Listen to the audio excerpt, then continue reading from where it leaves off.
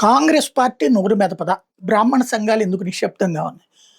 Congress party SC cell meeting ప్రమాణ స్వీకారం సందర్భంగా మాట్లాడినటువంటి మాటని ఒప్పుకుంటున్నారా? వేదం అంటే అంత భూతు పదమైందా? వేదం అనేటటువంటిది లంకొడకల్లాంటి పదంలాగా వినిపించిందనేటటువంటిది అపరిపక్వత కింద చూడాలా? లేకపోతే ఒక వర్గం మీద దాడి కింద చూడాలా?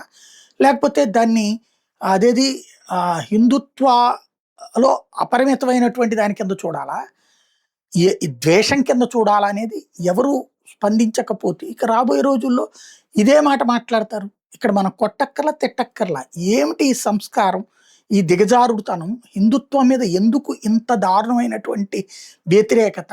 ఇంతగా అవమానపరచాలా? వేద సంస్కృతిని అవమానించడం అంటే మన అమ్మని మనం అవమానించుకున్నట్టే. ఎందుకు ఈ స్టేజ్‌కి తీసుకువెళ్తున్నాం అన్న మాటని మనం ఎందుకు అడగలేకపోతున్నాం? సమాజంలో లోపం ఉందా? లేకపోతే గనక హిందుత్వాలో లోపం ఉందా? ఆలోచించుకోవాల్సిన సందర్భం.